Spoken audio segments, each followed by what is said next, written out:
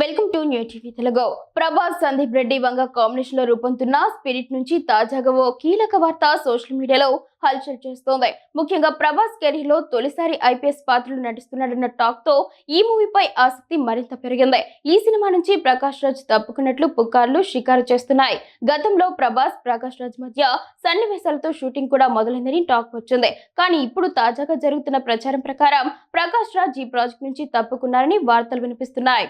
అయితే ఇందులో నిజమెంత అన్నది ఇంకా అధికారికంగా తెలియాల్సి ఉంది.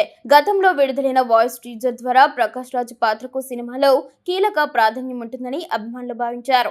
ఈ నేపథ్యంలో ఆయన తప్పుకున్నారనే వార్త నిజమైతే మూవీపై ప్రభావం పడే అవకాశం ఉందని సినీ వర్గాలు భావిస్తున్నాయి. మరి ఈ వదంతులపై మేకర్స్ ఎలా స్పందిస్తారో చూడాలి. ఇక ఈ క్రేజీ ప్రాజెక్టు విడుదల తేదీ విషయానికి వస్తే 2027 మార్చి 5న ప్రపంచవ్యాప్తంగా గ్రాండ్ గా థియేటర్లో విడుదల చేయనున్నట్లు ఇప్పటికే చిత్ర యూనిట్ అధికారికంగా ప్రకటించింది. ఈ మూవీలో ప్రభాస్ సరసన తృప్తి దిమ్రి హీరోయిన్ గా నటిస్తుండగా బాలీవుడ్ నటుడు వివేక్ ఒబెరాయ్ కీలక పాత్రలో కనిపించుతున్నాడు. ఈ మూవీకి హర్షవర్ధన్ రామేశ్వర్ సంగీతం అందిస్తుండగా భద్రకాళి పిక్చర్స్, టీ సిరీస్ బ్యానర్లపై నిర్మాణం జరుగుతోంది.